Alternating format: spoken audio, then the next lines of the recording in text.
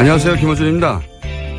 오늘부로 미일 중로 4개국 특사들이 모두 귀국했습니다. 이들 4개국 관련해서는 4개국 모두 관련됐을 뿐만 아니라 국내 정치적으로도 정당별 입장이 갈리는 사드 배치 문제가 향후 가장 민감한 이슈 중 하나가 될 겁니다.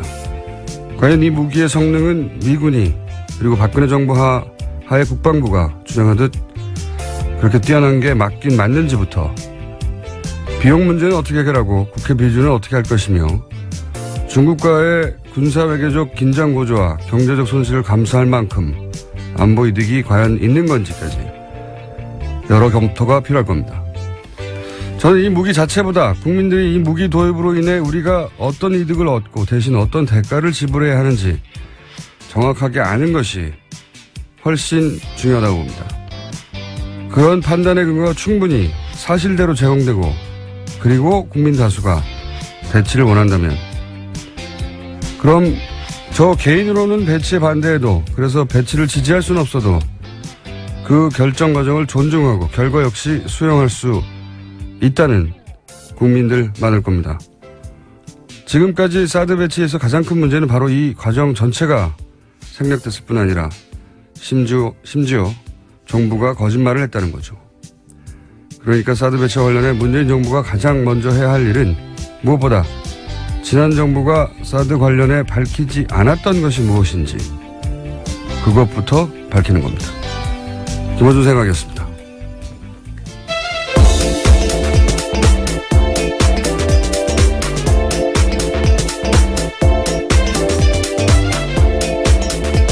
시사인의 김은지입니다. 사드 관련해서는 뉴스공장에서 3부 혹은 4부에서 저희가 인터뷰가 하나 준비되어 있습니다. 그래서 제가 오프닝을 이걸 시작했는데 포스터ල් 교수라고 아세요 혹시? MIT. 잘 모릅니다. 그러시구나. 잘 모르셔도 됩니다. 네, 영어로 인터뷰하셨나요? 영어로 인터뷰하는 사람을 계획인가요? 중간에 끼고 네. 이분이 이제 그 미사일 디펜스 관련해서 민간 분야의 세계 최고의 권위자다라고 할 수 있는 분이거든요. 예. 그분하고 저희가 직접 인터뷰를 이렇게 하니 기대해 주시고. 자, 참 시사인에? 했습니다. 했습니다. 요즘 자꾸 기억이 안 나네. 첫 뉴스는 뭡니까? 네, 최순실 씨의 해외 은닉 재산을 추적해온 검찰이 독일 등과의 사법 공조를 통해서 일부 자금의 흐름과 용처를 파악했다고 오늘 아침 중앙일보가 보도했습니다. 박근혜 최순실 게이트와 관련해서 해외 사법 공조의 성과가 나온 것은 이번이 처음입니다. 검찰 특별수사본부 관계자에 따르면 수사팀이 최근 법무부를 통해서 독일 사법당국에 최 씨의 은닉 재산과 자금 흐름에 대한 공조를 요청했고 현지에서 사용한 돈의 사용처 등 일부 자료를 이미 건네받았다라고 말했습니다. 그렇군요. 예. 이런 뉴스가 나오면 항상 생각나는 게 가장 먼저 최재적 씨였나요? 최태민 씨의 네, 아들. 최태민 씨 생전에 본인이 직접 최태민 씨 방에 있는 금고에 가서 금괴와 양도성 채권이죠. 등등 1조 당시 기준으로 1조 가량의 재산을 직접 목격했다. 이게 얼마나 됐겠습니까? 그게 다 어디로 간지 모르거든요. 30, 40년 전인데. 이 재산 추적은 부정 축제한 재산에 대해서는 국가로 기소하는 게 맞다는 게 이제. 네, 환수시켜야 된다는 거죠. 문 대통령의 공약이기도 했고. 뉴스 공장에서도 이 추적하는 코너를 만들어 볼까 저희가 구상 중입니다. 아마 몇 주 이내에 등장하지 않겠는가. 해야죠, 사실. 근데 오래 걸릴 일 같아요. 한두 달에 끝날 일이 아니라. 네, 해외 재산이다 보니까요. 시간이 오래 걸리는 것 같아요. 불가능하지는 않다는 게, 지난 연말입니까? 연초입니까? 저희 방송에 나왔던 안원구 대구 국세청장 전, 그분이 이제 전문가적 견해에서 볼 때, 2년 정도는 추적 가능하다. 본인에게 100명만, 세무공무원 100명만 붙여주면. 뭐 그런 얘기를 했었죠. 자, 이제 시작인 것 같네요. 다음 뉴스는요? 박근혜 전 대통령 재판이 어제도 있었습니다. 검찰이 증거로 제출한 150여 명의 진술조서에 대해서 박 전 대통령 쪽이 재판에서 증거로 사용되는데 부동의했습니다. 결국 검찰은 150여 명 증인을 모두 법정에 불러서 신문해야 할 상황인데요. 재판 기간이 길어질 가능성이 커졌습니다. 이런 경우는 잘 없거든요. 예. 변호인이 부동의 할 수 있습니다. 검찰, 그러면 물론 최종 결정은 재판장이 하지만 변호인이 이제 부동의를 하고 그리고 그러면은 그 그러니까 증인들이 했던 말들 전체를 인정할 수 없다는 거거든요. 진술했던 말들. 예, 그럼 직접 증인으로 불러서 다퉈야 됩니다. 이러면 시간이 엄청나게 오래 걸려요. 150명, 그러니까 증인을 한 번 불러서, 이제, 검찰이 신문하고 또 반대 신문 변호인이 하고, 이러는 게 아무리 단순한 것도 한 사람당 한 30분 정도는 걸리거든요. 3명이면, 그리고 이분들이 다 오질 않아요. 해보면. 왜냐하면 그분들도 다 자기 사정이 있기 때문에 시간이 잘 안 맞고, 그러면 하루 3명씩 주 3회 부른다는 계산도 이대로 될 리가 없어요. 이런 식으로 하면 뭐 6개월도 넘어가고 굉장히 오래 걸리는데, 이 시간을 오래 끌겠다는 거죠, 이게. 네, 그래서 어제 재판부도 좀 놀래는 투로 모두 다 불러서 증인 신문 하자는 취지는 아니냐라고 물었는데 그렇다라고 변호인 쪽에서 말했습니다. 요지가 그런 거죠. 검찰이 그 증거를 철회하지 않으면 반대 신문을 하겠다는 요지로 말을 한 건데 저는 이렇게 시간을 계속 끄려고 하는 목적은 그런 것 같아요. 이 박근혜 전 대통령 변호인단이 부실한 건 사실입니다. 어떤 의미에서 부실하냐면 이재용 삼성 부회장의 변호인단에 부여하면 상대적으로 대단히 부실하죠. 예. 근데 지금 이재용 부회장의 재판 결과와 상당히 연동되어 있다고 볼 수 있거든요. 이 사건은. 네, 뇌물죄 부분은 네. 공범이라고 볼 수 있으니까요. 그러니까 이재용 부회장의 혐의가 이재용 부회장을 변호하고 있는 최고의 변호인단에 의해서 어느 정도 벗겨지거나 하면 본인들에게 유리할 거라고 보고 시간을 끌고 있다라고 저는 생각합니다. 재판 전략이기도 한 거죠. 예. 그런 이유 아니겠는가. 뭐 하여튼 상식적이지 않은 부동이긴 하나 그거밖에 방법이 없으니 이러고 있는 것이다. 저는 그렇게 봅니다. 자, 다음 순요. 네, 어제까지 이낙연 총리 후보자에 대한 청문회 있었습니다. 네. 야당 청문 의원들은 청문회 이틀 동안 1000통이 넘는 문자 메시지 받았다라고 합니다. 문자 메시지, 예. 1000통이 넘는. 이거 관련해서는 좀 뉴스 좀 나오고 어제도 잠깐 뭐 자제할 필요 없다고 제가 했는데 이게 이제 문자 폭탄이란 단어부터가 굉장히 부정적인 뉘앙스죠. 근데 가만히 생각해 보면 이건 문자를 받는 정치인 시각에서 본 겁니다. 정치인 입장에서는 막 쏟아지니까. 그런데 보내는 유권자들 입장에서 이 현상을 보면 자, 우리 모두 같이 문자 폭탄을 보내요 하고 서로 텔레파시를 보낸 다음에 일시에 문자 보낸 게 아니에요. 그러니까 이 문자는 폭탄이 아니고 하나하나가 다 유권자들이 개별 행동을 한 거예요. 그런데도 이렇게 많이 문자가 가는 건 그 어떤 정치인의 어떤 언행을 보고 같은 감정을 느낀 유권자가 그렇게 많다. 그걸 입증하는 겁니다. 그러니까 문자 폭탄이라고 부르면 안 되는 거예요. 정확하게. 이거는 그냥 정치인이 문자를 많이 받았네? 라는 관점에서 그 결과치만 보는 거고요. 거꾸로 봐야 되는 거죠. 유권자가 서로 맞추지도 않았는데 특정 행동에 대해서 문제가 있다고 느끼는 사람이 그렇게 많다는 겁니다. 그러니까 이거는 문자를 받는 정치인 시각에서 폭탄이라고 할 게 아니고 그 정치인이 대체 무슨 정치적 행위를 했길래 그렇게 많은 유권자들이 동시에 반응한 거지? 이렇게 봐야 되는 거죠. 그렇게 보면 유권자 입장에서는 이렇게 문자로 항의를 하는 거거든요. 문자로 지적을 하는 거고. 그럼 문제가 없는 거예요. 용어만 바뀌어도. 생각해보면 아니면 정치인이 아닌 저도 방송하면 막 수백 통씩 문자가 쌓입니다. 저기에. 카톡도 오고 게시판에 뭐 앱에 욕설도 오고 방송국으로도 막 전화 게스트가 뭘 마음에 안 들면 수백 통씩 전화 오기도 해요. 항의 전화 오고. 어떤 날은 거의 전체가 비난입니다. 저희 PD부터 끌려 나와가지고. 마음에 들지 않는 게스트가 마음에 들지 않는 말을 하거나 하면 PD 나가 죽어라 이것부터 시작해가지고. 그렇다고 제가 우는 소리 합니까?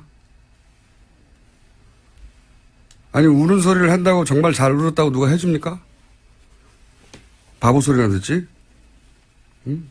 청취자 반응조차 수용하지 못한다는 소리 듣지. 정치인만 왜 우는 소리를 듣고 있는 거죠? 이거는 정치인들은 한 사람 한 사람이 헌법기관이에요. 대의기관이고. 그런데 어떤 정치행위, 뭐 청문회를 하든 가중이든 어쨌든 하는데 유권자가 이것은 문제라고 정치 의사표현을 하는 거예요. 거기다 왜 우는 소리를 합니까? 이전에 그런 적이 없었던 거는 과거에는 정치인한테 그런 문자를 보내는 게 두려웠거든요. 막연히. 정치인이 막 대단한 것 같고 감히 국회의원에게. 내 일도 아닌데 그 일이 직접. 뭘 그렇게까지 하나. 근데 그게 이제는 이 정치적 참여율이 대단히 높아져가지고 그 벼슬이 아니고 세금 받는 공복이니까 내가 정치적 의사표현을 하는 거예요. 당연히. 이게 이전에는 그런 적이 없다고 해가지고 폭탄이라고 문자를 받는 정치인 입장에서 바라보면 안 되는 거예요. 정치적인 행위는 언제나 유권자한테 이렇게 감시 평가의 대상이 돼야 되는 겁니다. 그걸 감수해야 될 의무가 있는 거고 안 그러면 정치는 하면 안 되는 거예요 이제. 유권자 의식이나 행동 양식이 계속 변하는데 정치인이 여기 적응을 못하면 안 되는 거죠. 적응을 해야지. 아니 옛날처럼 보내지 마세요 이런 거거든요. 근데 물론 뭐 시간이 너무 늦다거나 내용이 협박성이 있다에 대해서 호소하는 부분도 있었습니다. 그런 사람도 있겠죠. 저희 문자에도 많아요. 욕설도 있고. 그리고 그 문자는 유권자들이 자기 전화번호를 노출하고 하는 거예요. 익명으로 하는 게 아니에요. 예. 휴대폰으로 겨우 문자 보내는데 휴대폰을 면상에 던졌다고는 모르겠어요. 수백 명이. 이건 무슨 화염병 던지지 말라는 수준으로 자꾸 가르치려 들 게 아니고 배워야 돼요. 새로운 유권자 행동 양식을. 그러면 휴대폰 하나 더 두세요. 문자 받는 휴대폰을 정치인들이 직접적으로 공개하고 저한테 항의하시거나 의견이 있거나 또는 뭐 격려하실 분들은 제가 일상적인 생활도 해야 되고 하니 휴대폰을 하나 더 두겠습니다. 라고 하든가. 하여튼 저는 이 현상을 바라보는 언론의 태도도 마음에 안 들고 이걸 문자 폭탄이라고 부르는 용어도 마음에 안 들고 왜 문자 폭탄이에요? 그럼 받는 사람 중심으로 그 정치인에 해당 관점에서 용어를 정한 거예요. 보내는 사람은 다 개별적으로 보내는 겁니다. 하나하나. 너무 길게 했네. 자, 다음 뉴스 짧게 해주세요. 아니 생각하면 생각할수록 난 이상해서 이 현상이. 이걸 보고 자꾸 가르치려고 드는 게 그러지 말라고 왜 자제를 해야 해요?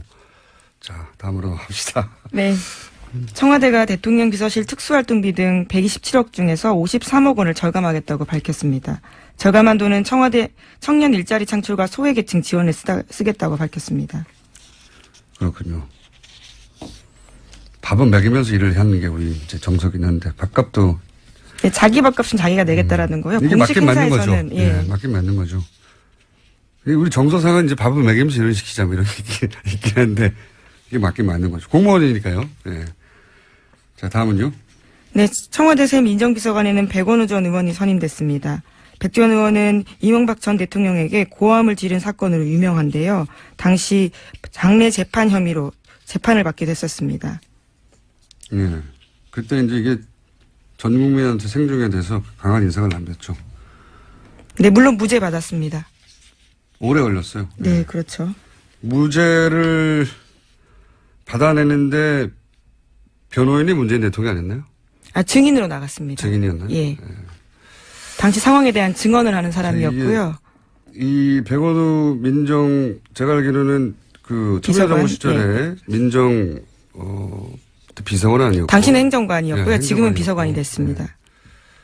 그렇군요. 이 인사를 두고 이제 이명박 전 대통령 입장에서는 긴장되겠네요. 어떤 의미에서는. 자, 다음 뉴스는요. 예, 새 정부 인수위 역할을 하는 국정기획자문위에서 어린이집 누리과정 전액 국고 지원하겠다라는 내용 보고받았다라고 밝혔습니다. 이건 뭐 공약이니까요. 예, 이렇게 하겠다고 했으니까. 근데 이제 기재부는 당황을 하겠네요. 예. 자기들 그 예산 얘기를 하지 않고 발표부터 했으니까. 네, 2조 정도 준다고 합니다. 근데 이제 공약을 지킨다는 말은 이게 정치적 메시지거든요.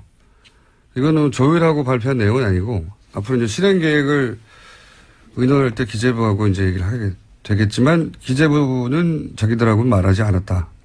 사전에. 불만을 가질 수 있겠지만 제가 보기엔 불만을 가진 내용 아닌 것 같습니다. 공약을 지킨다는 말을 하는 거니까요. 이건 정치적 메시지죠. 다음 뉴스는요? 네, 전두환 전 대통령의 셋째 아들인 전재만 씨가 30대 여성에게 4천만 원짜리 시계를 선물했다는 사실이 뒤늦게 알려져서 화제가 되고 있습니다. 아, 이거요. 그래서 요 뉴스가 나오자마자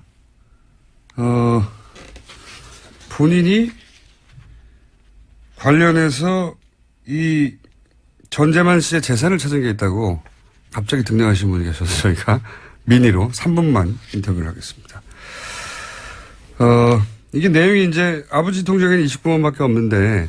그래서 불법 비자금에 대해서 아직 환수 못하겠다고 버티는 돈이 1,000억 원이나 넘습니다. 그런데 이제 이거는 이제 뭐랄까요, 돌발적인 사건이죠. 인천공항에서 입국하다가 시계가 거의 5천만 원에 육박하는 시계가 발각이 되자 누가 사줬어? 그랬더니 전재만 씨 이름이 그때 튀어나왔다는 겁니다. 전두환 씨 셋째 아들이죠.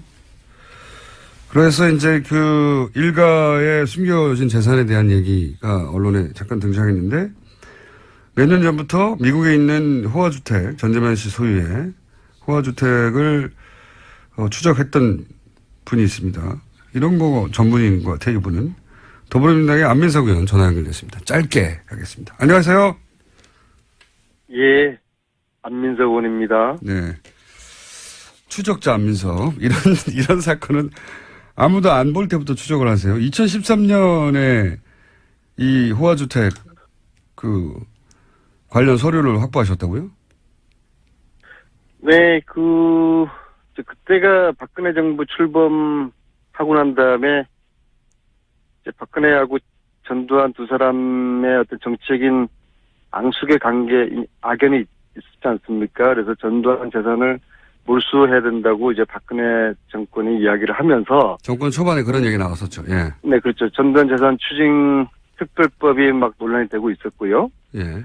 그 와중에 제가 전두환 쪽의 재산을 찾는 일을 했었는데요. 마침 제 지역구 오산에 큰아들 이제 전재용 씨의 땅 소유가 있었어요. 예. 그거는 이제 국구로 다 한수를 다 했어요. 15만 평인데요. 그리고 이제 미국의 그 전재만 씨의 와이너리 이제 그 와인을 만드는 공장 그리고 이제 포도밭 그거하고 이제 뭐 어마어마하게 비싼 미국의 저택이 있다고 그래서 알아보니까 이제 샌프란시스코 쪽이더라고요. 네. 그래서 2013년 여름에 일주일 동안 이 재산을 찾으러 다녔죠. 그러니까 차명이나 이런 게 아니고 이 전재남 씨 직접 소유가 서류로 확인된 겁니까? 처음에 본인이 이제 본인의 재산이 아니고 장인의 재산이라고 했는데. 장인의, 예. 예, 그 현지에 있는 그 지인이 또 열심히 도와주셔서 보니까 그 계약서를 찾아냈는데요. 계약서요? 장인하고 그 전재만 두 사람의 공동 명의로 계약이 돼 있다는 거를 발견을 했죠. 아, 공동 명의로. 예, 해명은 장인의 소유라고 했으나 실제 계약서를 추적해서 찾아봤더니 공동 명의로 돼 있더라. 놀라운 사실이 그 고급 와인, 아주 고급 와인인데요. 예. 온다도로라는 와인이 있어요. 프리미엄 와인인데요. 이 와인이 2010년 11월에 우리나라에서 G20 정상회담이 이명박 정권 시절에 있지 않습니까? 예. 온다도로가 그때 정상회담에 금배 와인으로 사용되었던 것이 아하. 이 전재만의 와이너리 다이나나라고 그러거든요. 예. 샌프란시스코에서 북쪽으로 한 1시간 정도 거리 있는 나파밸리라는 곳에 있는 곳인데 여기서 생산한 것을 G20 정상회담에 금배 와인으로 온다도로 이렇게 썼고요. 그리고 바소라는 거는 유명해요. VASO요. 예. 이것은 우리나라에서도 많이 알려져 있죠. 이게 전두환 아들이 만드는 와인이에요. 의원님. 네. 아무도 안 시켰는데 이런 일을 왜 계속 하십니까? 아니, 진실을 추적하고 진실을 국민들에게 알리는 것은 대한민국 국회의원이 해야 될 중요한 임무 중에 하나라고 생각을 하고요. 그리고, 이게 문제가 최순실도 재산 환수법이 되더라도 최순실이가 지금 만약에 정유라한테 다 차명으로 재산을 돌려놨을 경우에 예.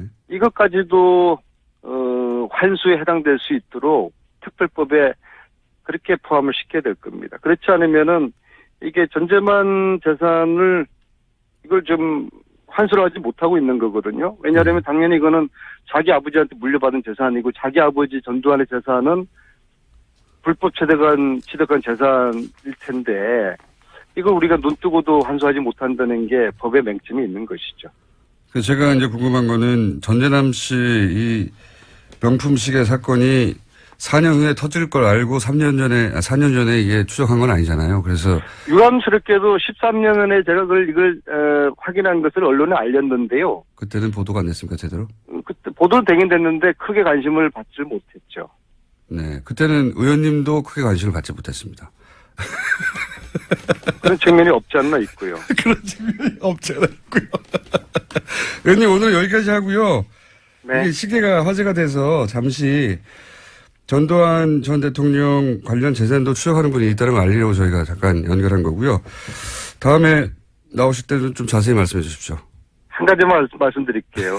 제가 일주일 동안 샌프란시스코에서 뒤지다가 포기하고 귀국을 하려고 하는데 당시에 샌프란시스코 총영사관에 있는 외교관 한 분이 저에게 와인을 선물을 주시면서 예. 이 와인이 전재만 씨 와이너리에서 나온 것이다. 네. 그래서 그 포기했던 와이너리를 위치를 알게 됐어요. 예, 대단한 스토리가 신기하죠. 아니네요. 예. 신기하죠. 예, 알겠습니다. 하여튼 고생하셨고요. 이렇게라도 추적해왔던 게 이제 밝혀질 기회가 왔으니까 앞으로 그 얘기도 쭉 더 들어보겠습니다. 오늘 말씀 감사합니다. 그래요. 수고하세요. 네. 더불어민주당의 안민석 의원이었습니다.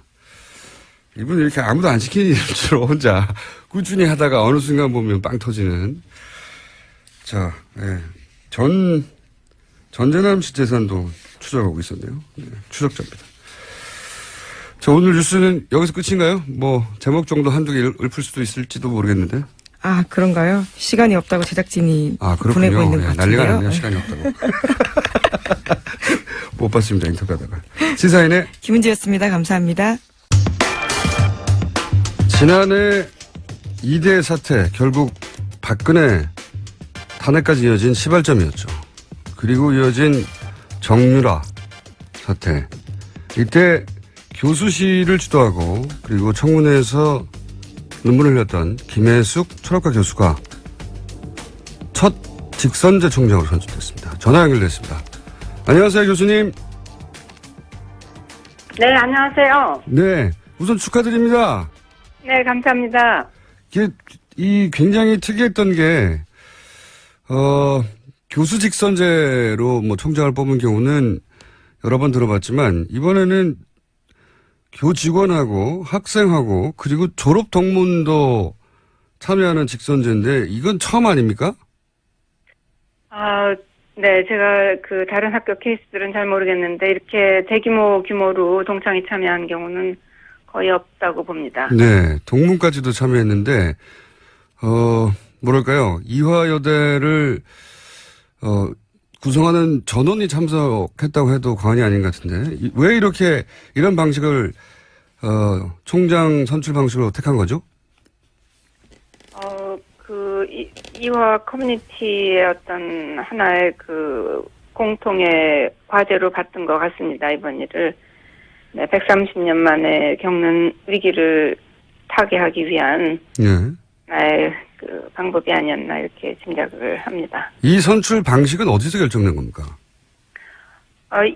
궁극적으로는 이사회가 결정을 하셨지만은 이제 그 기본 논의는 저희 구성원들 내에서 나왔고요. 예.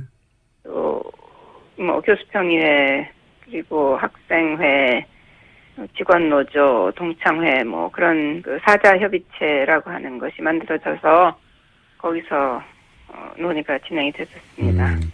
원래 이제 보통 소감부터 여쭤봐야 되는데 워낙 이 선출 방식이 이례적이어가지고 네. 제가 선출 방식부터 여쭤봤습니다. 그런데 실제 이렇게 방식을 정해놓고 학생들도 투표에 많이 참여했습니까? 거의 한 50% 지금 9천 몇백 명이 참여를 했습니다. 예. 대단히 높네요. 그래서 참여한 학생들이, 제가 본 기사로는 거의 90몇 프로, 그 100% 가까이, 교수님을 총장으로 뽑았더라고요. 네, 그렇게 됐습니다. 예. 네. 그러면 이제, 이런 결과가 나왔는데, 이런 과정을 거쳐서, 130여 년 만에 첫 직성제 총장이신데 소감을 좀 듣고 싶습니다. 제가 하여튼 지금 말씀하신 대로 여러 가지 의미를 갖는 선거에서 이렇게 당선이 된 것은 이제 기쁜 일인데요. 기쁘다는 마음보다는 좀 어깨가 무겁고 책임이 크다 그런 생각이 더 앞서네요. 답변이 워낙 짧으시네요. 저는 굉장히 신기했어요. 이대 구성원들, 교수 입장 다르고, 직원 입장 다르고, 학생 입장 다르고, 동문 입장 다를 것 같은데, 이렇게 압도적 지지를 받으셨다는 게 구성원들에게 큰 신뢰를 주신 건데, 왜 네, 교수님을 선택했을까요? 이 많은 사람들이? 결국 지난, 여름부터 이어졌던, 예. 이대 학내 사태에서, 저를 아마 많이 이제 보신 그런 탓도 있지 않을까 싶고요. 그리고 저희가 문제 해결을 해 나가는 과정에서, 나름 그래도 공동체들, 이 구성원들 안에서 어떤 신뢰를, 받았다고 생각을 합니다. 이게 상당히 어려운 작업이었고요. 저희가 거의 매일매일 상황이 달라지는 그런 속에서 판단하는 것도 상당히 어려웠고 한데, 일단은 저희 생각은 학생들이 어떤 정의를 위해서, 순수한 가치를 위해서, 어려운 상황을 겪어내고 있다고 판단을 했던 거고요. 그래서 학생들을 저희가 지지를 했던 그런 상황이었고, 그런 데서 이제 학생들 신뢰는 쌓아졌다고 생각을 하고요.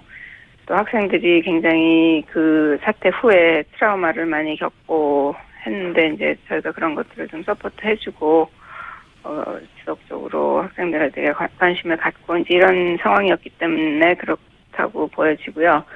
또 동창분들은 동창분들대로 여러 뉴스나 인터넷 매체 통해서 또 그 학생들과 연계된 졸업생, 학생들을 또 졸업생들이 강력하게 서포트를 해주고, 언니들이 있다, 이제 언니들이 배우다, 이런 말을 만들어내면서까지 상황 전개가 이루어졌었던 상황에서 동창분들도 저희에 대한 신뢰가 있었던 것 같습니다. 교수님들은 가까이서 저희가 지내왔으니까 상황을 더 잘 파악을 하고 있으신 분들이고, 네. 정치를 잘 못하실 것 같습니다. 이게 본인 자랑하는 타이밍인데 쑥스러워하셔가지고. 네.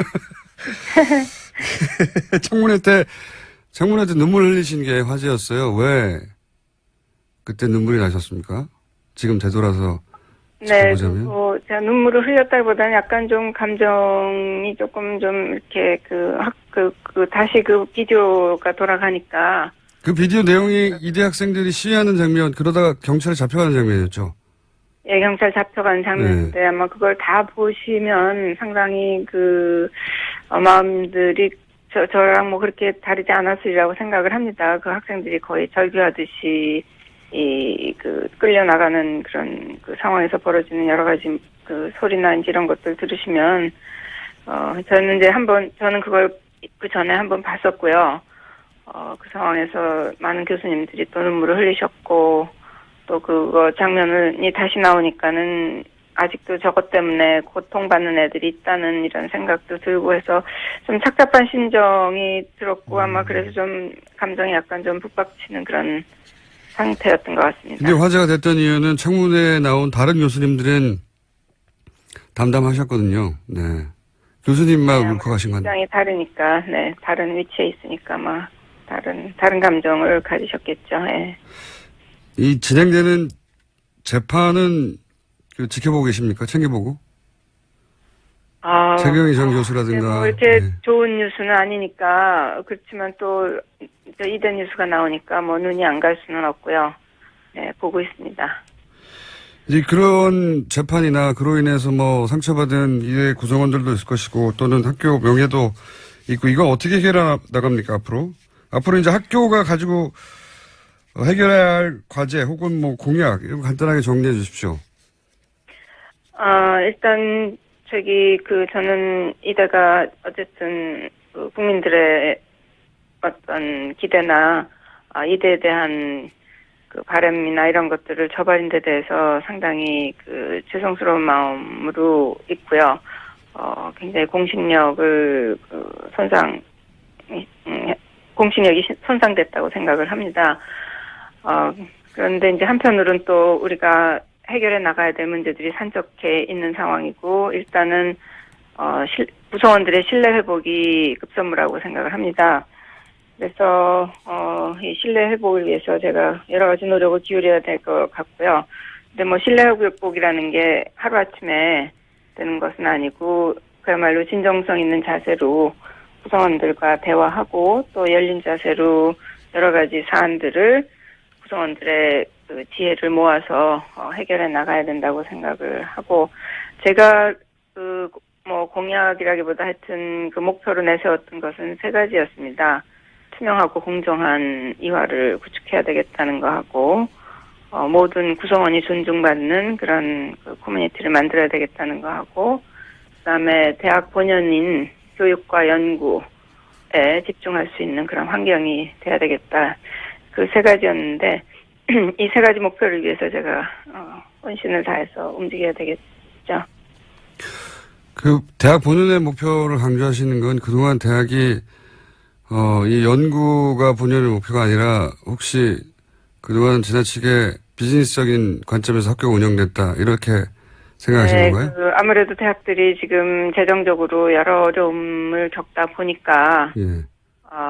그 국가가 지금 이제 뭐 구조조정 차원에서 내세우는 여러 가지 뭐 프로그램이나 프로젝트 이런 것들에 참여하지 않을 수 없는 이런 상황이 되고 그러다 보니까 이제 교수님들이 뭐 한두 달씩 자기 연구가 아닌 다른 종류의 이제 프로젝트 구성하는데 동원되다시피 하는 이런 상황이 벌어지고 하니까 특히 이제 젊은 교수님들은 그 연구 막 뭐라 그럴까요? 연구가 이제 그 최신 연구들이나 이런 것들이 막 진전되는 이런 상황에서 떨어지면 뒤처지면은 이제 쫓아가기가 또 상당히 어렵고 이런 측면이 있기 때문에 또 자기 하던 연구가 중단이 되는 이제 이런 그런 상황들이 벌어지고 이러면서 연구의 집중도가 상당히 낮아진 그런 측면이 있었습니다. 그래서 그런 것들은 좀 장기적인 연구력 향상의 관점에서 본다면 그런 것들은 좀 피해야 된다고 생각을 합니다. 예. 교수님 이제 그런 점에 있어서 이제 본연 말씀드린 겁니다. 알겠습니다. 교수님 이제 첫날이고 해서 당분간 네. 정신 없으시겠지만 좀 네. 정리가 되면 네. 스튜디오에 한번 직접 나와 주십시오. 제가 교수님 중간중간에 해맑게 웃으시는 걸 보니까 네. 스튜디오 직접 나오시면 아주 빵빵 터질 것 같습니다. 그런가요? 네. 그러면 저희가 한 번 더 모시기로 하고요. 오늘을 네. 역사상 첫 직선제 총장이고 여러 의미가 있어서 저희가 한번 연결했습니다. 꼭 한번 스튜디오에 나와 주십시오. 네, 고맙습니다. 네, 감사합니다. 안녕하세요. 네. 예, 이대 사태 이후에 첫 직선제, 첫 총장 김혜숙 교수였습니다. 유승민 의원이 백의종군을 선언했었습니다. 그런데 아니다, 당대표 경선에 나와라. 공식 요청이 나왔네요. 하태경 의원 연결하고 있습니다. 안녕하세요. 예, 하태경입니다. 네. 유승민 의원이 백의종군을 선언했던 이유 짧게 말씀해 주시고 안 된다, 당대표 나와라 하신 이유도 짧게 설명해 주십시오. 가장 큰 거는 예. 대선 직후에 바로 당권을 잡으면 이제 대선 때 단일화할 거냐 말 거냐 이건 큰 논란이 있었지 않습니까? 네. 그래서 이제 단일화 주장했던 측은 단일화 안 하는 이유가, 유승민 후보가 단일화 안 하는 이유가 이후에 당의 패권을 계속 장악하기 위해서 저러는 거다. 뭐 이런 그 공격이 좀 있었어요. 그게 하나 있었고, 또 어차피 이제 대통령은 안 될 거고 이제 네, 당을 그렇죠. 장악하려고 저렇게 나가는 거다. 예, 그런 공격이 있었다. 그렇죠. 당내 권력 투쟁의 일환으로 단일화 거부하는 거다. 뭐 이런 시각이 있었고, 네네. 또 뭐 과거에 보면 대선 끝나면 후보들은 조금 쉬는 게 본인을 그렇죠. 위해서도 좀 쉬는 게 필요하고, 그렇죠. 뭐 그런 게 관례 비슷했기 때문에 뭐 그런 이유들이 겹쳐서 대기정군을 선언했고, 또 사실 자연스러운 면이 있습니다. 예. 그런데 굳이 나오시라고 하는 이유는요? 그건 이제 우리가 뭐 예. 과거에 일당이었을 때는 일당이었고 당이 뭐 큰 위기가 아니었을 때는 다르지만, 지금은 내년 지방선거에 실패할 경우에 당의 생사 존망이 걸려 있습니다. 예. 사실상 당의 기반이 완전히 허물어지고 당이 이제 뭐 없어질 수 있는 그런 위기 상황이 올 수 있기 때문에 지금은 당의 핵심 역량들이 총동원돼야 된다는 거죠. 당을 살리기 위해서. 근데 뭐 우리 뭐 이미 분명하지 않습니까? 유승민 의원이 바른정당의 최고의 가치고 최고의 자산 아니겠습니까? 현재 그렇기 기준으로 그렇습니다. 때문에, 예, 예, 지금 기준으로 그렇죠. 그래서 그런 자산을 우리 당 입장에서 볼 때는 최대한 활용하는 것이 맞다. 그리고 유승민 의원 본인도 그 부분에 대해서 다시 생각할 필요가 있다. 지금 뭐 겸손한 게 미덕이 아니라는 거죠.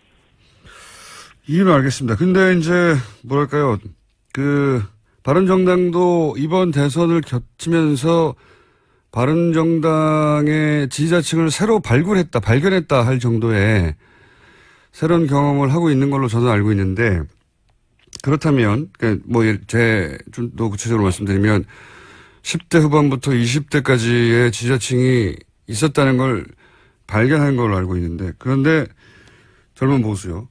그러면 좀 젊은 의원들, 김영태 의원도 나오시는 것 같고, 이혜원 의원도 나오시는 것 같고, 아마도, 확정은 안 됐지만, 이런 분들이 당대표를 하는 것도 괜찮지 않습니까? 그렇죠. 우리가 뭐 추대가 아니고 경선이니까, 네. 그런 분들이 나오셔야 된다고 저는 생각을 하고요.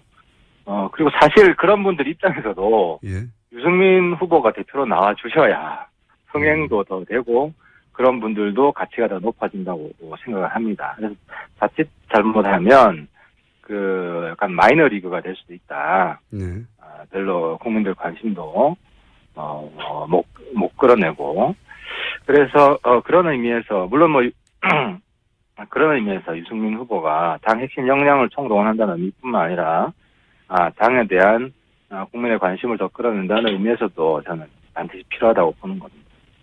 이도는 알겠습니다. 연결한 김에 조금 시간이 지났으니까 객관거리가 확보됐을 테니까 제가 한번 여쭤보겠습니다.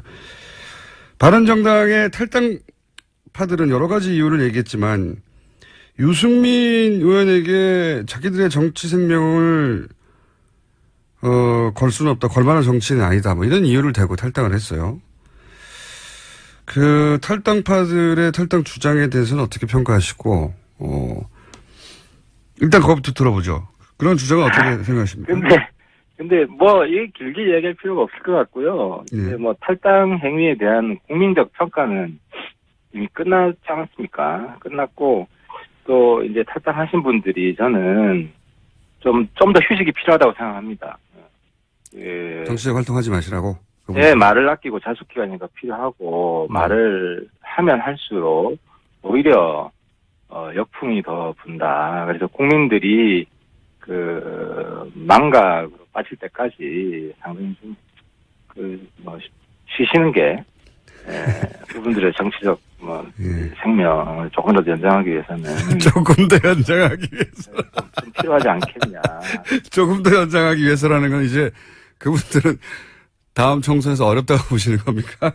그걸 떠나서, 그건 정치는 생물이기 때문에 어떻게 될지 알 수는 없지만, 네네. 어쨌든 지금 시점에서 말을 자꾸 하는 것은 국민들한테 참 이롭지 않다고 생각하고요. 특히 제가 인간적으로 좋아하는 우리 김성태 선배님, 지금 말씀도 안 하셨으면 좋겠어요. 형님 좀 쉬세요. 지금 그렇게 나올 때가 아닙니다. 네, 알겠습니다.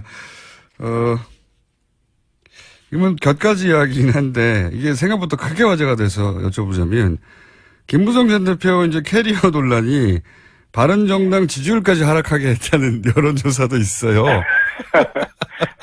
근데 제가 김무성 대표 좀, 변론을 좀 해야겠는데, 예. 김무성 대표님 연배, 예. 정치 선배죠. 정치 육성 아닙니까? 정치 대선배들 중에서는 그나마 김무성 대표가 덜 권위적입니다. 권위적이지 않습니다. 예를 들어서, 특히 제가, 하태경이 선배 의원들한테 잘 대듭니다. 제 입장하고 다르게 되면, 막 공개적으로 비판하고, 막 비난도 하고, 네. 특히 김무성 대표 앞에서는 당연히 그러면 돼, 하면서 제가 막 소리 지른 적도 있고 막 그렇습니다. 근데, 이런 식으로 좀 막 대들면은, 좀 연배가 있는 의원님들 같은 경우에는, 그 다음부터 아예 전화도 안 받습니다. 그리고 아예 찍힙니다. 대화도 안 해줍니다. 근데 안 해주는 분들도 있습니다. 다 그렇다는 얘기 아니고요. 그런 네. 분들도 있는데, 김무성 대표 같은 경우는 또 이제, 그렇더라도, 이제 수평적으로 대화하고, 토론하고, 그리고 또 이제 술 한잔 마시면서 그때 제가 좀 과했습니다 하면 또 사과도 받아주시고, 이런 식으로 좀, 굉장히 수평적인, 정치인입니다. 알겠습니다. 네. 그 한 면만을 보고, 네. 대표가 너무 구시대 권위주의적인 정치인입니다. 이렇게 평가하는 건 좀, 억울하다. 아무튼, 네. 좀 억울할 수 있을 것 같습니다. 본인. 네. 의원님의 변론은 잘 알아들었는데 변론이 도움이 될지는 모르겠습니다. 워낙. 국민들이 평가하시겠죠. 자, 또 연결한 김에 여러 가지 재밌는 포인트가 있어서 의원님을 연결했는데, 그 문재인 정부에 대한 지금 워낙 초기이기 때문에 그렇기도 합니다만, 문재인 정부에 대해서도 몇 가지 평가를 하셨던데, 긍정적으로. 긍정적으로 평가한 부분을 일단 말씀해 주시면, 외교안보 라인부터 긍정적으로 평가하시는데, 이유는 뭔가요? 강경화 후보자는 제가 개인적으로 압니다. 그분은. 아는 사람이라서. 유엔에서 일도 잘하고, 외교관으로서의 능력을 이미 검증받은 분이고요. 그리고 특히 이제, 북한 인권 관련해서 유엔에서 북한 인권 조사위원회 구성하고, 그리고 김정은 반인도적 범죄자라고, 유엔에서 규정했지 않습니까?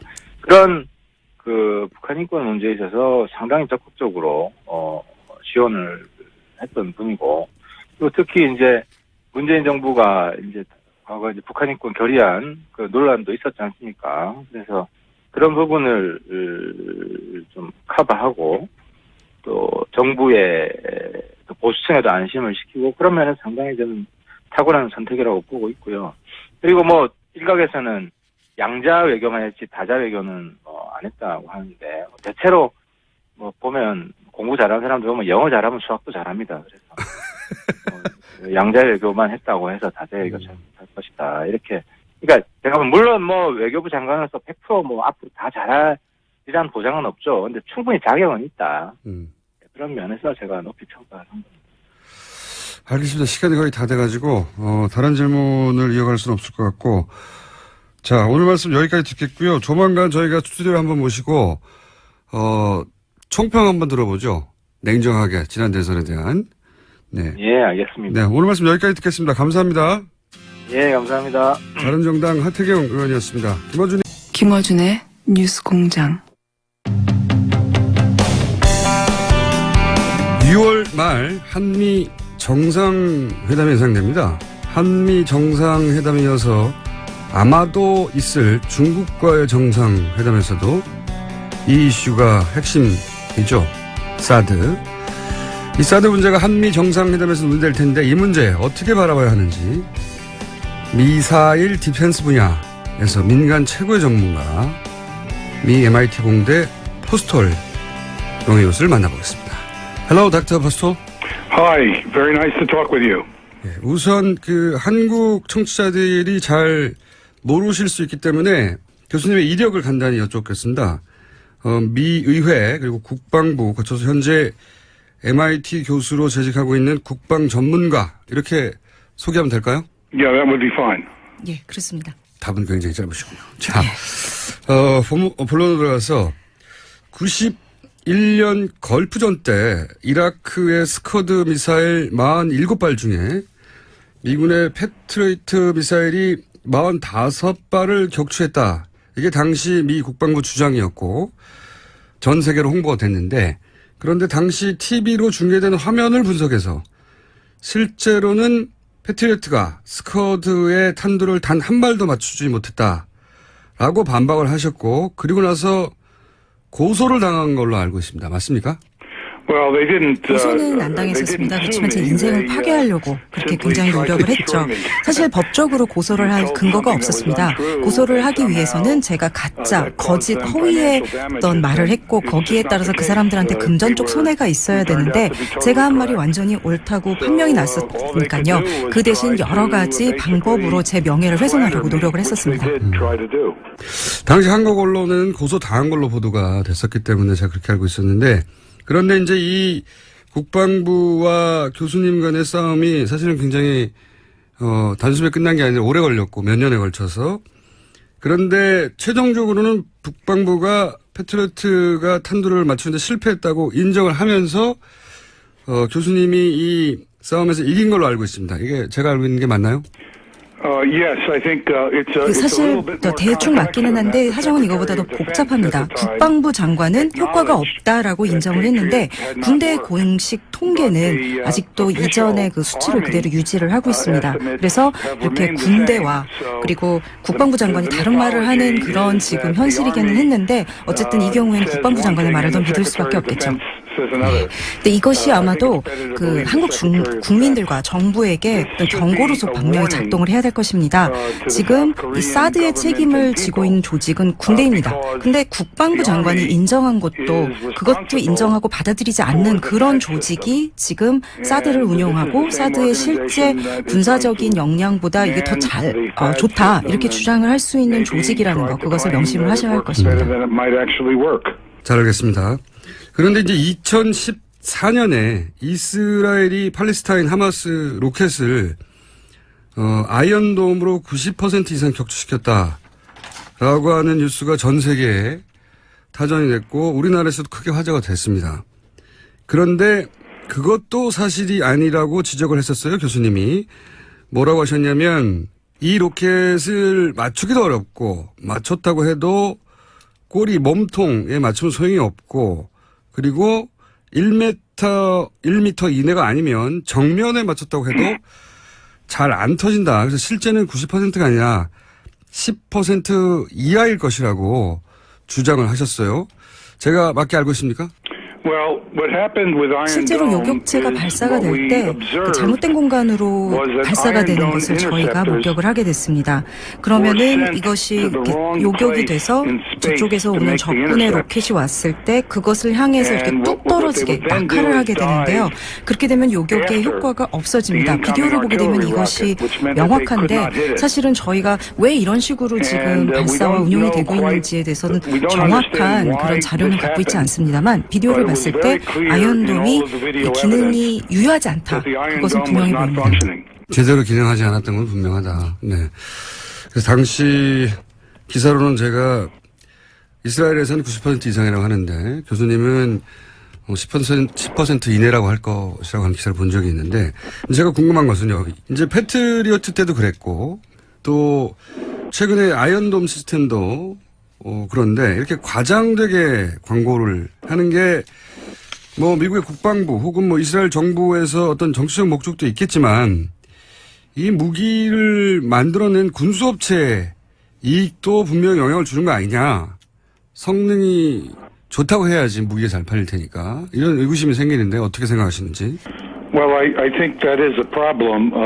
사실 이 이스라엘과 미국 간의 이 정치적 문제라는 건 굉장히 복잡합니다. 특히 미국에서는 그 이스라엘의 로비가 아주 강력하기 때문에 미국 정치인이 이스라엘을 비판하는 것은 굉장히 어렵습니다. 그래서 정치인들이 사실 다른 때 같으면은 분명히 했었을 간단한 질문조차도 못하는 이런 공포, 두려움의 분위기가 조성이 돼 있습니다. 또 다른 문제는요. 사실은 이 아이언돔이라는 무기에 대해서 개발 비용을 미국이 거의 다 냈습니다. 이스라엘이 낸 게 아닙니다. 그랬다면은 사실은 저희가 여기에 대한 데이터가 주어져야 되는데 그렇지 않습니다. 또 이스라엘 측에서도 이렇게 돈이 어차피 미국에서 온 거기 때문에 이걸 갖다 제대로 만들 그런 동기도 별로 없습니다.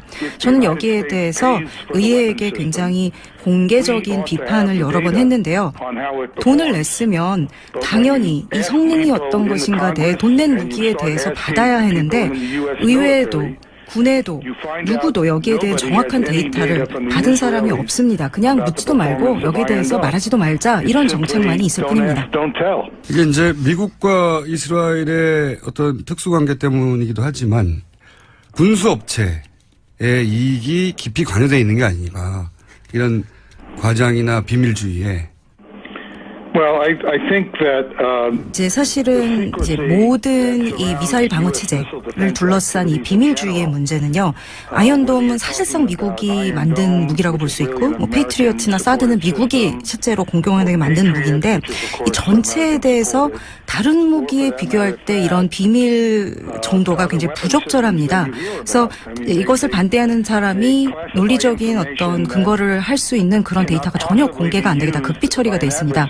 이렇게 부적절한 비밀, 극비 처리가 돼 있는 것은 분명히 뭔가 성능에 문제가 있다는 얘기고 저는 이 그 미사일 방어 체제에 있어서 가장 큰 문제가 바로 이 부분, 이 비밀주의라고 생각을 합니다.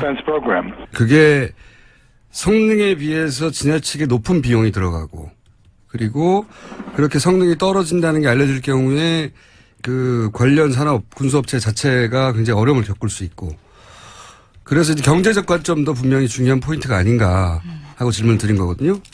Well, I think it's a very complicated set of problems. 그러니까 이 문제가 상당히 이제 복잡한데 그것의 일부를 잘 지적을 해주신 겁니다.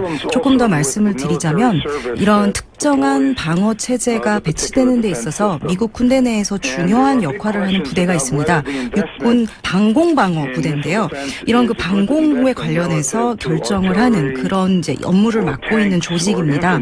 그래서 여기서 봤을 때 그러면은 우리가 그 방공방어를 하기 위해서 어떤 걸 써야 되는가, 그거를 뭐 탱크로 해야 되는가, 아니면 지대공 미사일로 해야 되는가, 뭐 이런 여러 가지 결정을 하는 그런 부서인데 이 부서 같은 경우에는 사실 늘 경제적으로 살아남으려고 굉장히 노력을 하고 애쓰고 있는 그런 조직입니다.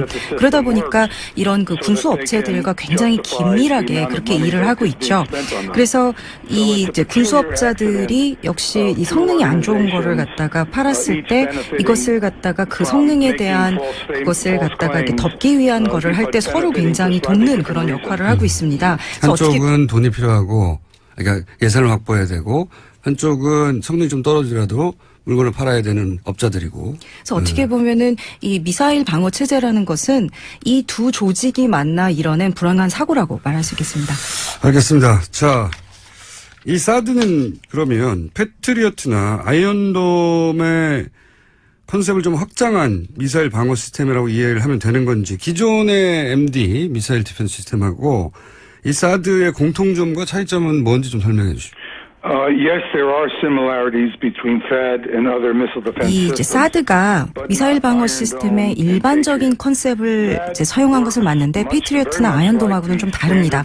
사드 같은 경우에는 사실 비유를 하자면은요, 이지스함 시스템인 그 SM3에 훨씬 더 가깝고요. 아니면 이제 US 미국 그 국가 미사일 방어 체제 이쪽에서 쓰는 방법과 비슷합니다. 가장 큰 특징은요, 그 대기 밀도가 낮아지는 굉장히 고도가 높은 지역에서 작동을 하게 돼 있고요. 그리고 또 그 이제 적외선 유도 장치를 사용을 합니다. 반면에 이제 그 페이트리어트나 아이언돔 같은 경우에는요, 그 요격이 이루어지는 요격 궤도가 훨씬 낮고, 그러니까 대기 밀도가 훨씬 높은 데서 하고요. 그 다음에 그 반사 레이더 시스템을 사용해서 유도를 합니다. The reason that it is extremely important 그런데 이 차이를 이해하는 거. 그러니까 이렇게 외기권, 고도가 높은 고도에서 작동을 하게 되는 요격이 일어나게 되는 시스템에 대해서 이것을 갖다가 잘 이해해야 되는 이유는요.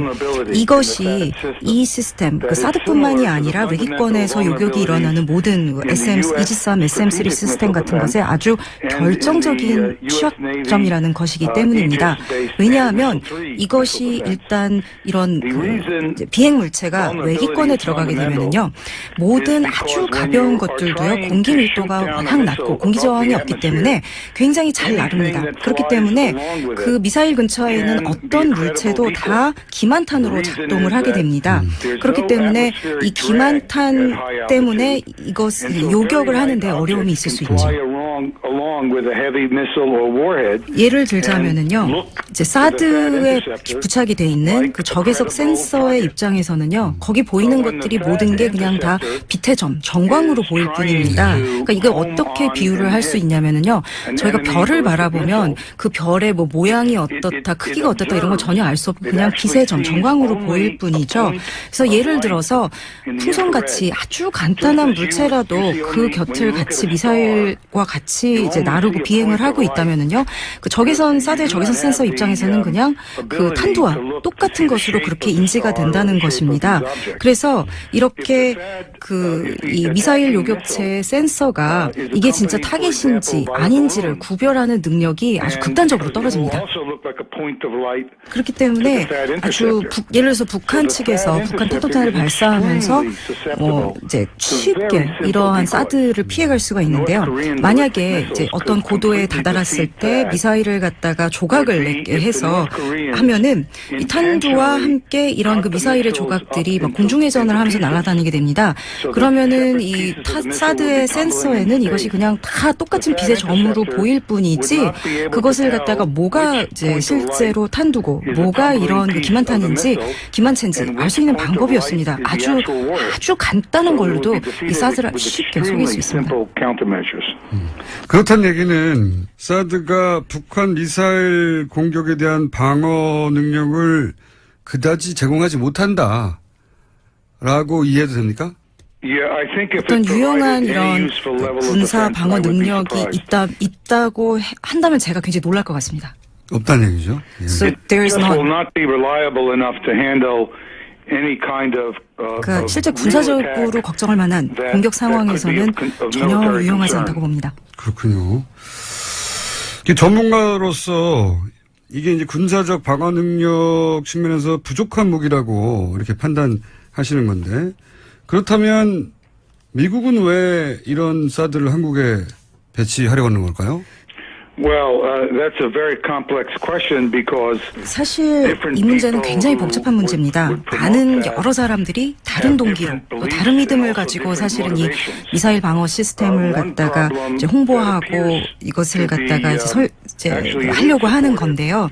근데 아마도 이 중에서 현재 나온 것 중에서 가장 증거가 많이 나온 것 중에 하나는요, 미국 정부 내에서 중국을 상대로 어떤 그 중국의 미사일 방어 능력을 갖다가 중국에 대한 미사일 방어 능력을 갖다가 좀 더 증진시키기 위해서 이것을 한다라는 그것이 아마 지금까지는 가장 명백하게 나온 증거가 있는 것 같습니다. 지금 사드 같은 경우는요, 요격 능력은 별로 없습니다. 그렇지만 이 사드의 레이더는 이론상으로 볼 때 굉장히 강력합니다. 그래서 지금 이론상으로는요, 사드의 레이더가 중국의 대륙간 탄도 미사일의 탄도에 대해서 상당한 데이터를 갖다가 수집하고 이것을 갖다가 미국의 그 국가 미사일 시스템에 직접 제공을 할 수 있다. 지금 현재 원칙상으로는 그게 가능한 걸로 되어 있습니다. 이게 실제로는 어떻게 되는지 아무도 모르지만요. 현실에서는요. 이러한 그런 그 중국에 대한 그 이제 미사일 방어 체계 이것의 일환으로서 사드가 이렇게 미국 측에서 미루고 있지 않나. 그것이 가장 조금 그래도 가장 명백하게 드러나는 이유 중에 하나인 것 같습니다. Only last month there was a very important statement 바로 지난달에 그 CIA의 그 오바마 행정부에서 CIA의 그 수장이었던 그 마이클 헤이든이 이제 이런 말을 했었죠. 그래서 결국은 이제 이러한 그 사드를 갖다가 배치하는 목적이 중국을 화나게 하고 중국에게 너 조심해라고 경고하는 목적이다. 저는 이게 이렇게 인정한 거에 대해서 상당히 놀랐는데 어쨌든 정부 내에서 어쨌든 이런 생각을 하는 이런 목적으로 사드를 갖다 배치하려고 하는 인사들이 있구나 하는 것에 대한 어떤 증거를 볼 수 있을 것 같습니다. I don't feel comfortable speaking about 그 사실 남한 정부가 이 사드 배치에 대해서 또 한국 국민들이 여기에 대해서 어떻게 결정하냐 그건 전적으로 한국 국민과 정부의 문제이긴 합니다. 그렇지만 저는 미국 국민으로서 저는 한국이 미국의 굉장히 중요한 동맹이라고 생각하고 그리고 미국인으로서 지금 미국이 하고 있는 일에 대해서 극도로 분노를 하고 있는 상황입니다. 지금 마이클 헤이든이 한 말은요. 사실상 한국의 안보를 위험에 빠뜨리면서 우리 이익을 위해서 중국과의 관계에 있어서 한국을 이용하고 있다라는 것을 사실상 인정을 한 겁니다. 제가 10월 달에 한국에 방문을 했었고요, 작년. 그리고 여러 사람들과 만나서 이 문제에 대해서 굉장히 자세한 장시간 토론을 했었는데요. 제가 거기서 느낀 거는 실제로 미국이 그럼 사드 배치를 왜 하려고 하는가 그 근본적인 이유에 대해서 전혀 얘기를 하지 않았다는 겁니다. 미국이 한국에게. 그리고 이렇게 제대로 얘기도 안 해주면서도 한국을 이용하려고 하는 거죠. 사실 만약에 한국이 이런 걸 다 알면서도 그래도 우리가 사드를 배치하겠다. 그거는 한국의 전적으로 선택입니다. 그렇지만 이렇게 우리가 그걸 왜 하려는지 얘기도 안 해주고 속이면서 이용하려고 드는 건 동맹에 대한 태도가 아니고 미국인으로서 여기에 대해서는 정말 부적절하고 차다고 생각하고 굉장히 미국인으로서 분노하고 있는 바입니다. 작년에 이제 한국을 10월에 방문해서 말씀하신 대로 사드 관련해서 한국의 뭐 정보 관계자들이나 그런 분들 만나신 것 같은데 그분들 그 한국의 관계자들이 미국이 사드를 왜 한반도에 배치하려고 하는지 그 군사적인 어떤 효용성이나 또는 전략적인 이유에 대해서 제대로 이해하지 못하고 있었다는 얘기냐? Well, what I found speaking with members in the National Assembly. 사실 제가 국회의원들하고 만나서 여기에 대해서 얘기했을 때 이 사드에 대한 자세한 상황을 정말 많이 알고들 싶어 하셨습니다. 그런데 많이 이런 거를 못 받았다라는 거를 갖다 제가 알게 됐는데요. 네, 정보를요. 이제 예를 들자면은요. 그 실제로 미국에서는 이 사드 레이더가 이제 취합한 정보들이 미국의 국가 미사일 방어 체제하고는 직접적으로 이렇게 커뮤니케이션이 안 된다. 이렇게 얘기를 했는데 그건 절대 사실이 아닙니다. 이 사드라는 시스템은 이것이 아주 초기 설계 단계부터 그러니까 종이에만 이렇게 그림 그릴 그 단계부터도 이미 미국의 국가 미사일 방어 체제하고 직접적으로 커뮤니케이션이 데이터가 오가도록 그렇게 설계가 되었지만 그럼에도 불구하고 국회나 국민, 정부들은 다 그게 그렇지 않다. 이렇게 미국으로부터 정보를 받은 겁니다. 저는 이것은 큰 문제라고 봅니다. 당시 이제 박근혜 정부 그리고 국방부에서는 이 사드 시스템이 미국 본토 방어용인 미국 MD 시스템의 일부가 아니냐. 그러니까 우리가 미국이 자국을 방어하기 위해서 만든 시스템의 일부로서 기능하는 그런 역할을 왜 해야 되느냐 하는 반론이 나올까봐 이 부분을 의도적으로 미국이 숨겼던 혹은 한국 정부가 한국 국민에게 숨겼던 했었다라고 저는 이제 이야기 되는데 다시 여기서 확인하고 싶은 건 그러니까 사드는 미국 본토 방어를 위한 MD 시스템의 일환이 확실히 한 거죠. 그럴 수밖에 없습니다. 그러니까 초기에서부터 그 미국의 자국의 그 미사일 방어 체제로부터 정보를 받고 또 정보를 보내고 그런 방식으로만 기능을 하도록 그렇게 설계가 됐기 때문에 그렇습니다. 그래서 일단 이론상으로 볼 때는 그럴 수밖에 없어 보인다. 말할 수밖에 없을 것 같습니다. 그러면 둘 중 하나겠군요. 미국 정부가 한국 정부에 거짓말을 했거나 아니면 한국 정부가 사실을 알고 있으면서도 한국 국민에게 거짓말을 했거나.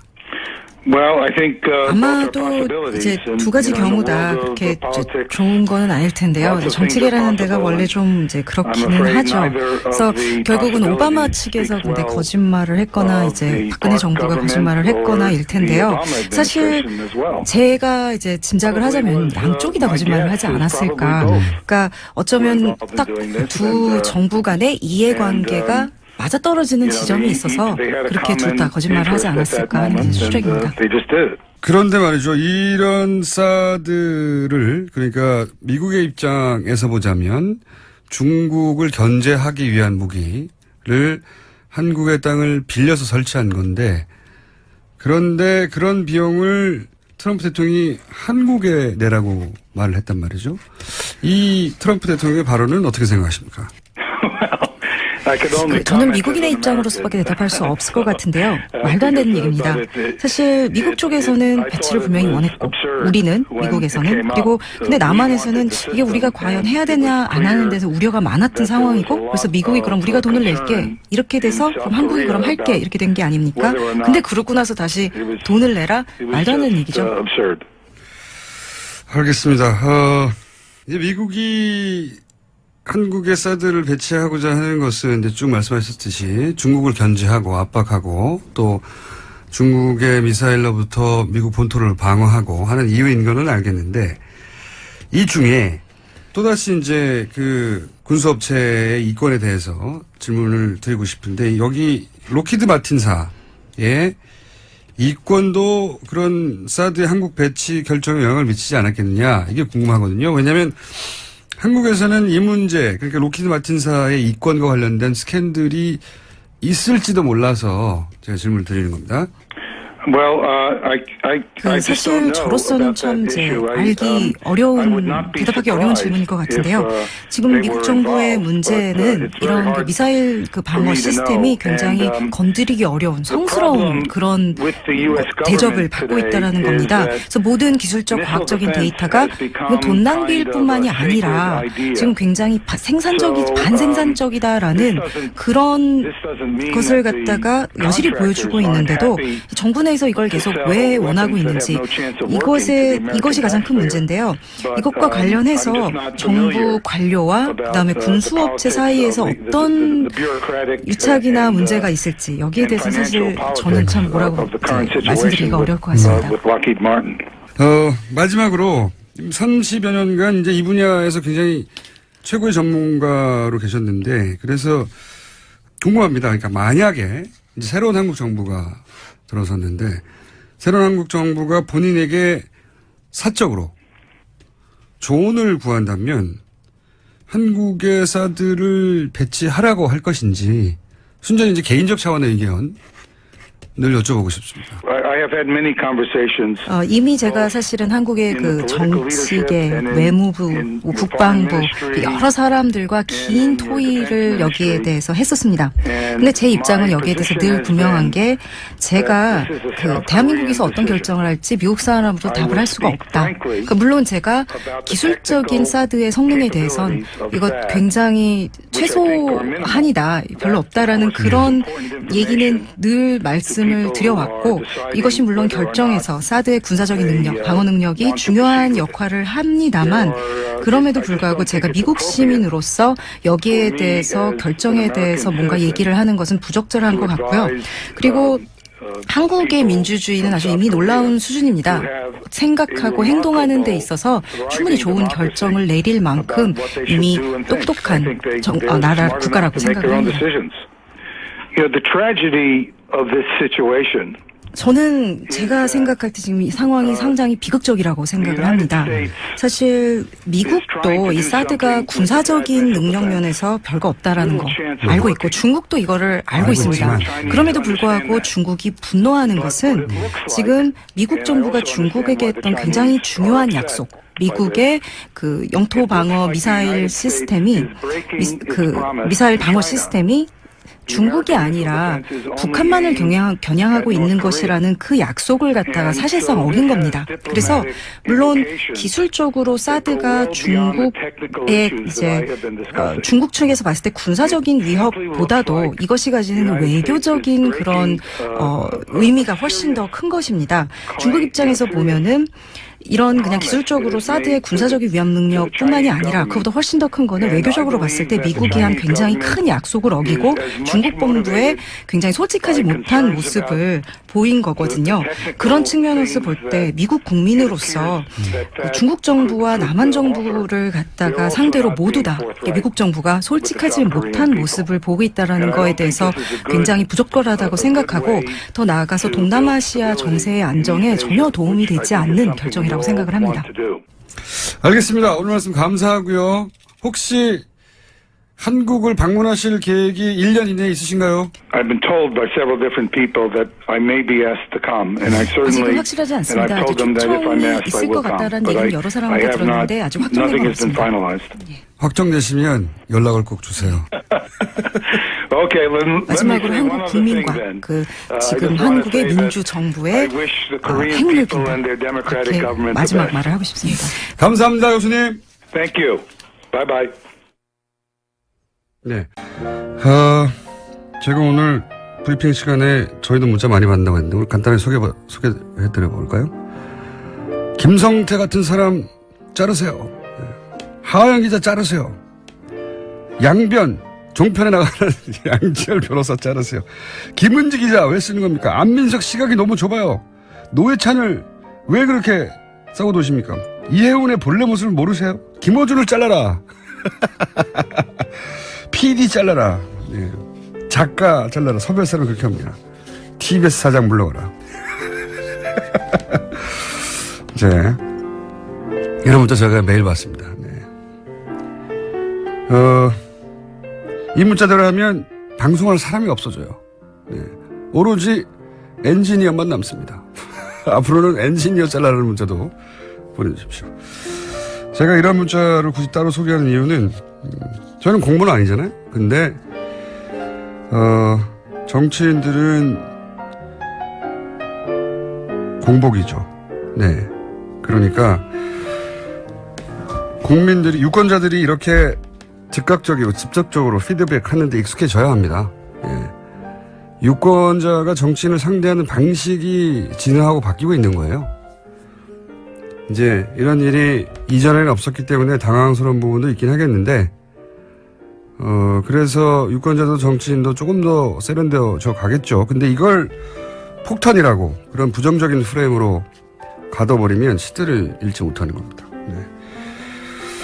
그래서 유권자들더러 바뀌라고 하면 하지 말라고 하면 이건 정치인으로서 더 이상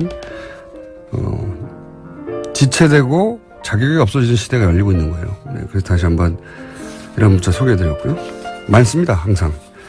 그렇다고 제가 웁니까? 울지 마시고요, 정치인 여러분.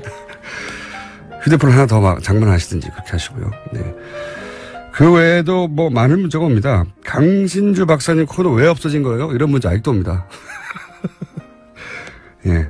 다들 각자 청취자들이 받아들이는 방식이 다르니까요.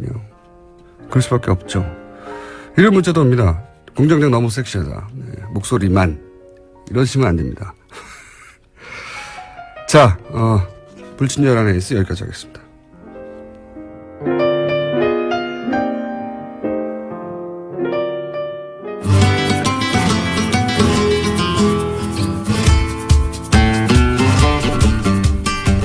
동심 파괴자 까칠한 미식가 황교익 칼럼니스트 오늘도 나오셨습니다. 안녕하십니까? 안녕하세요. 네, 오늘은 어떤 음식입니까? 5월 거의 다 가네요. 네. 5월 동안에 아마 가장 많이 먹었던 음식 중에 하나가 아마 김밥일 수 있어요.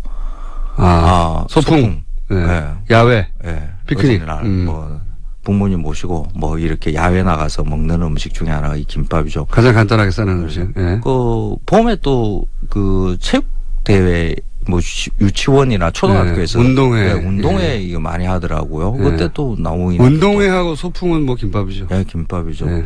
그래서 이 김밥에 김밥이 어떻게 우리한테 주어졌는가 요걸 네. 한번 조금 들여다보려고 그래요. 자, 김밥은 어디서 왔나? 우선. 뭐 그 소풍이나 운동에 이익에서만 먹는 게 아니라 그냥 일상에서 가장 많이 먹는 음식류 중에 하나일 수도 있어요. 특히 직장인들. 간단하게 먹기 좋으니까요. 네. 예, 반찬이 밥에 들어가 있으니까. 그 지하철역 그 입구에 보면 김밥집은 반드시 있습니다. 네. 그 땡땡 천국 이렇게 되어 그렇죠. 있는 거죠. 그 굉장히 커요. 김밥 전문점이 전국에 어마어마하게 많습니다. 얼마나 많을까요? 글쎄요. 개수는 안 세봤는데 네. 이렇게 우리한테 일상으로 김밥이 늘 있으니까 이게 우리 예전부터 이렇게 먹어왔던 음식이다. 실제로 그 네티즌들이나 이런 거 보면 우리의 아주 전통적인 음식인 것으로 이렇게 인식하시는 분들도 많아요. 김밥이 우리 고유의 네. 음식의 한 형태인 줄 알아요. 네. 그런데 이 김밥이 우리한테 그 외래 음식으로 이렇게 들어오는 게 기껏 한 100년 정도밖에 안 됩니다. 역시 일제강점기. 그렇죠. 일제강점기. 제가 늘 일제강점기 이야기를 하니까 특히 일본에서 유래한 음식 이야기를 자꾸 하니까 제가 친일이라는 이야기도 가끔씩 들어요. 그 친일. 독특한 공격이네요.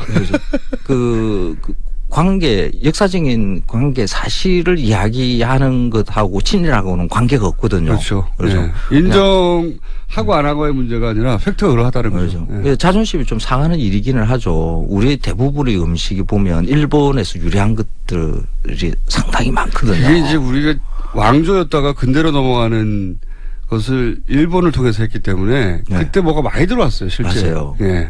그래서 1924년에 나온 그 조선 요리 책이 하나 있어요. 네. 조선 무상신식 요리 제법이라는 책인데 그때 당시에는 뭐 지금의 요리책으로 비교하자 그러면 거의 초베스트셀러의 책이었어요. 누가 쓴 겁니까? 그 책이 방신영 선생이었나? 당시 요리 연구가입니까? 예, 그렇습니다. 말하자면.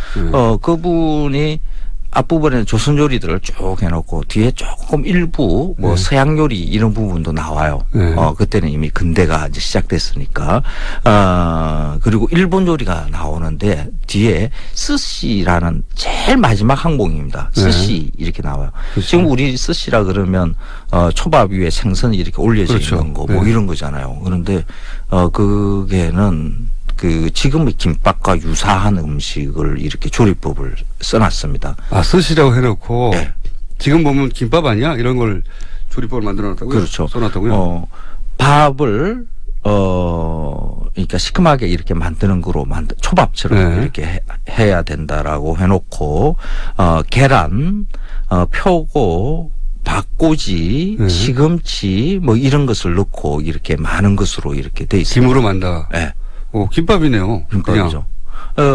이 안에 이제 박꼬지, 시금치, 표고, 계란 뭐 이런 것들이 들어가 있는 것. 요런 것의 원형이 일본에는 이 김밥이 아주 다양하게 존재하거든요. 그냥 밥 안에 그냥 당근만 하나 달랑 들어가 있는 것도 있고 오이만 달랑 들어가 있는 것도 있고 삼각 모양으로 싸는 것도 있고 다양하게 존재해요.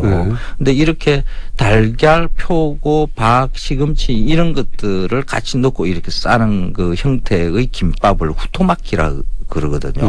그러니까 후토마키가 우리한테 처음으로 그 스시라는 이름으로 이렇게 보여지기 시작하는 게 1924년. 일본에서는 후토마키였는데 우리나라에 들어와서 그걸 스시라고 받아들였군요. 그렇죠. 처음에는 스시.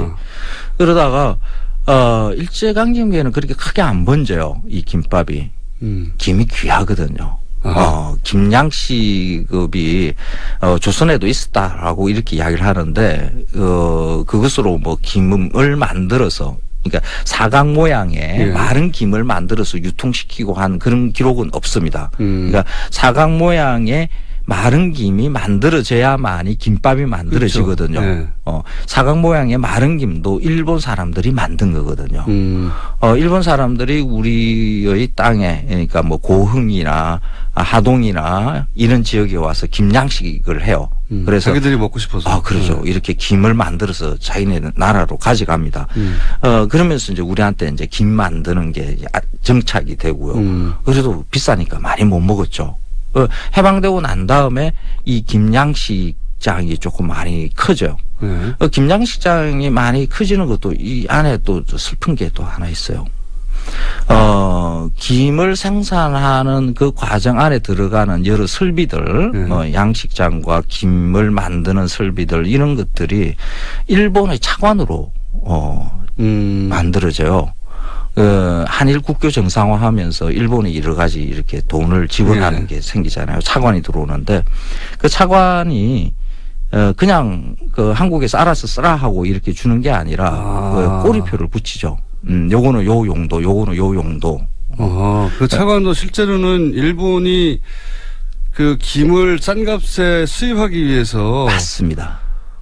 제목을 정해서 준 돈이었네요. 맞습니다. 그러면서 60년대에 김양식장이 이렇게 많이 만들어져요. 김 가공 공장도 많아지고요. 일본에 이제 수출하다가 좀 남는 것 이런 거 우리도 이제 먹을 기회가 많아지기 시작하는 거죠. 그러면서 김이 일상의 음식으로 이렇게 들어오기 시작하고 김밥도 본격적으로 이렇게 만들어집니다. 김이 싸진 이후에. 네. 그래서 1950년대, 60년대 이때에 보면 그 피크닉 나갈 때 신문에 피크닉 갈 때 마련해야 될 음식 이러면서 김초밥 뭐 이러면서 일본의 후토마키 조리법이 또 다시 이렇게 등장하기 시작합니다. 처음에는 고급 문화, 고급 음식 문화에 가까웠겠네요. 그렇죠. 김이 비싸가지고. 그렇죠. 근데 그때만 하더라도 일본에서 유래한 음식이다라는 인식이 있었어요. 처음에는. 예. 그래서 밥도 대체로 이렇게 초밥으로 하는 방법을 이렇게 내놓습니다. 그러다가 1980년대쯤 들어와서 우리한테는 조금 민족적 자존심이 강화되기 시작하는 거죠. 88 올림픽도 이제 열고 했으니까 우리는 세계 문화를 주도할 수 있는 그런 위치에 있는 민족이다라고 이렇게 인식하기 시작하면서 신토부리 김밥에 대해서 야 이거 옛날부터 우리가 먹던 거 아니야? 라는 인식이 처음으로 생기죠. 그렇죠. 김을 검색을 해보니까 저 삼국 유사에도 해의라는 그런 단어가 등장하는데 우리가 삼국시대에도 김을 먹었어. 김양식, 김이라는 이름이 옛날에 김씨성을 가진 사람이 양식을 처음 시작해서 김이야. 뭐 이런 것들이 막 이야기가 만들어져요. 그래서. 그렇구나.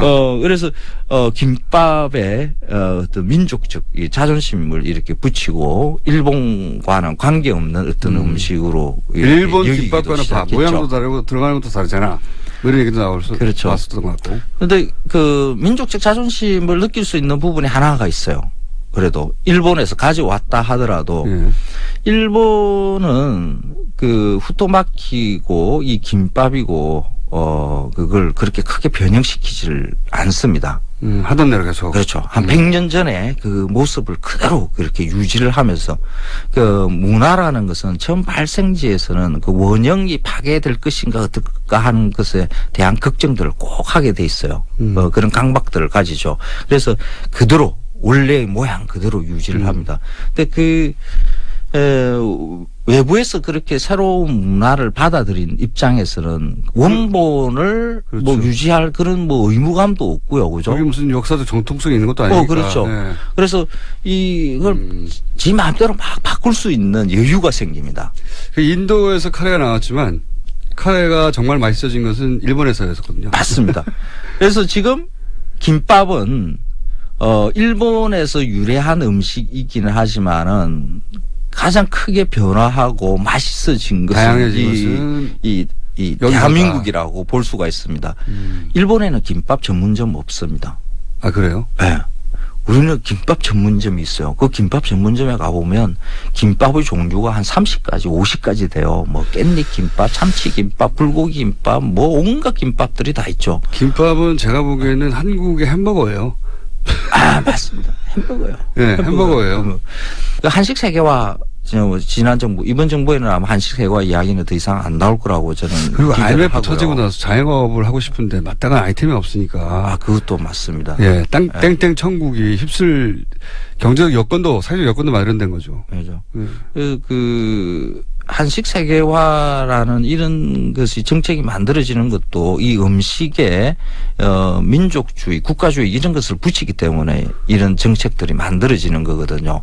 음식은 그냥 단지 문화의 가치만 있을 뿐이지 그 음식에 어떤 과도한 국가의 딱지를 붙이고 네. 민족의 딱지를 붙이고 하는 순간 그런 거 싫어하시죠, 원래. 네. 네. 그 음식을 제대로 즐기지 못하게 돼요. 우리는 그 일본에 가서 먹는 라면, 그 라멘이라 그러죠. 라멘을 두고 우리는 일본 라멘 이렇게 이야기를 해요. 한국에서 팔고 있는 라멘집들도 다 일본 라멘 이렇게 그렇죠. 이야기합니다. 근데 일본 사람들은 그 라멘을 중국 음식으로 여겨요. 중국의 그 면 요리 중에 하나로 들어와서 일본화 한 거거든요. 그래서 일본에서는 그 오래된 라면집에는 그 빨간색의 이게 차양이 걸려 있고요. 아하. 중화풍 뭐 이런 게 걸려 있는 것을 오리지널이 전통으로 중국이라는 여깁니다. 걸 아는구나. 그렇죠. 네. 그래서 일본은 중국에서 라면을 받아들이기 때문에 중국 음식으로 여기고요. 우리는 일본에서 받아들였기 때문에 일본 음식으로 여기는 거죠. 짜장면도 그래요. 우리는 짜장면은 중국 음식이잖아요. 네. 중국에서 유래한 것. 그런데 일본에 짜장면이 조금씩 팔리거든요. 네.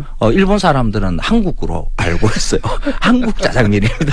하여튼 음식에 민족적 감정을 넣어서 이걸 가지고 한식 세계화. 네. 예. 로 밀고 나가는 걸 굉장히 부담스럽다기보다는 촌스럽다고 여기시죠. 기본적으로. 촌스럽죠. 예. 지금 이 세계화 시대에 민족팔이 국가팔이 하는 문화에다가 그렇게 특히나. 하는 것은 예. 뭐 유명한 음악이라는 유명한 미술가 이런 거에 사실 이렇게 국가나 민족 안 붙이잖아요. 예. 고흐가 어느 민족의 어느 국가 사람이라는 게 우리가 중요하다고 생각하지 않지 않습니까? 음악도 그러고요.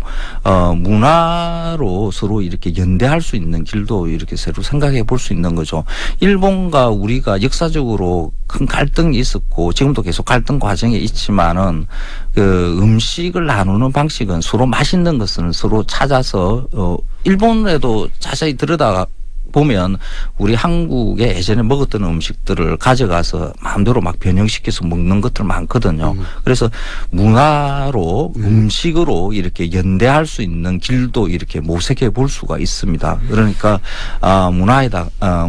이 음식 문화에다가 음식과 민족주의를 붙이지 말자. 그렇죠. 예. 그렇죠. 특히 이번 정권에서는 그런 짓은 좀 하지 말자. 합시다. 한식 세계화 같은 거 이제는 하지 맙시다. 자, 김밥으로 그 얘기 나눠봤습니다. 네. 지금까지 까칠한 미식가 마칼리미스트 황교익 씨였습니다. 감사합니다. 고맙습니다.